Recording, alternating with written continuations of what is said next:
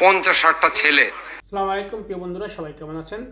প্রিয় বন্ধুরা, আজকের যে ছিনতাইয়ের ঘটনা, যে মোহাম্মদপুরে যে আপনার মাইকিং করে যে ঘটনাটা হয়েছে, তা চলুন আমরা আগে একটা ভিডিও দেখি, তারপর কথা বলবো।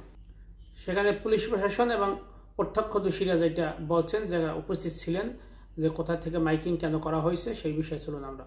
এখানে দাঁড়িয়ে গেছি, শঙ্কর থেকে আসার সময় দেখলাম আপনার অনেক লোকজন আসতেছে, তো এখানে দাঁড়াইলাম। দাঁড়ানোর পরে দেখলাম যে 50-60টা ছেলে দাঁড়ায় রয়েছে, বড় ছোট মিলানো। তো বললাম যে এলাকার ভিতরে এটা কি?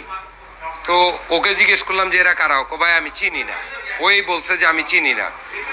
আরেকটা ওই যে এখানে আপনার বিক্রি করে, কি জানি আনারস বিক্রি করে, ওকে জিজ্ঞেস করলাম যে এরা কারা, চিনো নাকি এরা?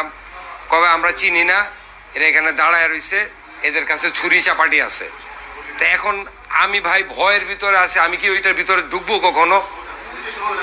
পরে আমরা আসছি, আসার পরে এলাকার মুরব্বীদের বললাম যে দেখেন এই ব্যাপার, কার কি ক্ষতি হয়ে যায় বলা যায় না, আপনারা কি করবেন? তো বলছে মাইকে অ্যালাউন্স করো।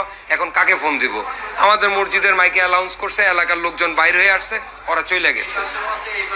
এখন থানার লোকজন আসছে, থানার লোকজন এসে কথা বলবে, এলাকার বাড়িওয়ালাদের সাথে বলুক। প্রতিনিয়তই তো এই সমস্যাগুলো আমরা দেখতেছি, সমাধানের জন্য যাই না। কে যাবে? গেলে ভয় ভীতি দেখায়, ভয় লাগে যে কাকে আবার কি কথা বলে কনফেসাতে পড়ি।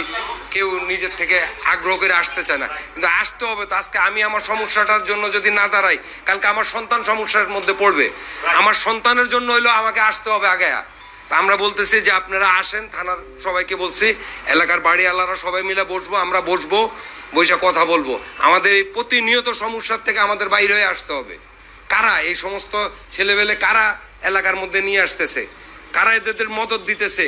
এটা তো আমার দায়িত্ব না, এটা আপনাদের দায়িত্ব। ধানমন্ডি থানাকে জানানো হয়, এখানে ধানমন্ডি থানাকে জানানো হয় যে এখানে কিছু লোক হচ্ছে অস্ত্রধারী, তারা হচ্ছে আমাদের এখানে যে আলী হোসেন বালিকা উচ্চ বিদ্যালয় আর west Dhanmondi Yusuf high school, এটা শঙ্করে পড়েছে আর কি, দুইটা স্কুল একই কম্পাউন্ডে। তো এখানে কিছু লোকজন আছে। তো এই ইনফরমেশনটা যখন আমাদের ধানমন্ডি থানায় যায়, তখন আমাদের ধানমন্ডি থানার একটা টিম আসে। এখানে আসার পরে তারা দেখতে পায় যে এটা আসলে হাজারীবাগ থানার এরিয়াতে পড়েছে। তখন এটা হাজারীবাগ থানাকে ইনফর্ম করা হয়।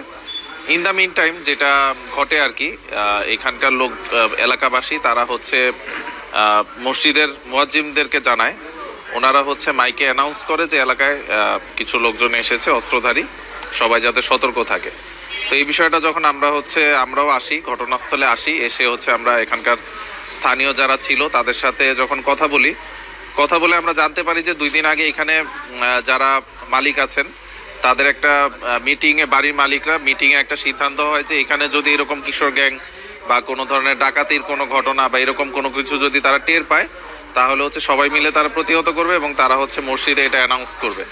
তো আজকে আসলে বিষয়টা যেটা হয়েছে, আমরা যেটা বুঝলাম, যারা হচ্ছে মসজিদে ইনফর্ম করেছে তারাও আসলে কেউ প্রত্যক্ষদর্শী না, তারা অন্য কারো কাছ থেকে তথ্য পেয়েছে যে এখানে অনেকে প্রবেশ করেছে। কিন্তু আমরা স্থানীয় লোকদের সাথে কথা বললাম, প্রত্যক্ষদর্শী একদম ঘটনাস্থলে যারা ছিলেন শুরু থেকে শেষ পর্যন্ত, এবং এখানকার যে ভিডিও ফুটেজ, সিসিটিভি ফুটেজ, এটা আমরা বিশ্লেষণ করেছি, এটা আমাদের কাছে আছে। আমরা খুব সতর্কভাবে এটা অ্যানালাইজ করে দেখেছি। এখানে কোনো একটা প্রোগ্রাম থেকে হয়তো 20 জনের মতো বা কিশোর বয়সী ছেলে, তারা কোনো একটা প্রোগ্রামে অ্যাটেন্ড করে তারা এদিক দিয়ে যাচ্ছিল, শঙ্কর বাস স্ট্যান্ডের দিক থেকে তারা আসে।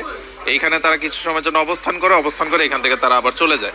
এখানে তাদের হাতে কোনো ধরনের দেশীয় অস্ত্র আমরা দেখি নাই, বা তাদের মধ্যে কোনো ইল ইন্টেনশন বা অন্য কোনো মোটিভ আমরা ভিডিও ফুটেজে এটা আমাদের কাছে স্পষ্ট হয়নি। ধন্যবাদ। প্রিয় বন্ধুরা, আপনারা দেখলেন ভিডিওটা, যে সেখানে প্রত্যক্ষদর্শী যিনি ছিলেন তিনিও তার বয়ান বা বক্তৃতা দিয়েছেন কেন তারা মাইকিং করছিল, আর প্রশাসন তার বয়ান তিনি তার মতন দিলেন। এখন আমি যেটা বলবো যে প্রশাসনকে আরও অ্যাক্টিভ হওয়া দরকার, এদের বিরুদ্ধে জিরো টলারেন্সে যাওয়া দরকার, ছিনতাইকারীদের বিরুদ্ধে। না হয় দেশে একটা বিশৃঙ্খলা সৃষ্টি হবে, সাধারণ মানুষ আইন হাতে তুলে নেবে। তখন সাধারণ মানুষ আইন হাতে তুলে নিলে কি হবে?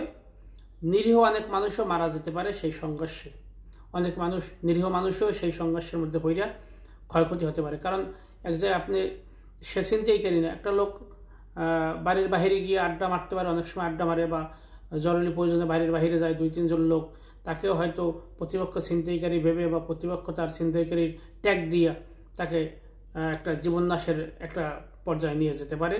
তা আমার অনুরোধ থাকবে প্রশাসনকে আরও অ্যাক্টিভ হওয়ার জন্য, প্রশাসন যেন এগুলো কঠোর হস্তে জিরো টলারেন্স দিয়ে যেন এদেরকে দমন করে, সেই পথে যেন তারা হাঁটে, জিরোর কোটায় যেন তারা নামিয়ে নিয়ে আসে এই ছিনতাইকারী যারা করতে আছে, ছিনতাই কাজ সাথে যারা জড়িত। ভালো থাকবেন, সুস্থ থাকবেন, আসসালামু আলাইকুম।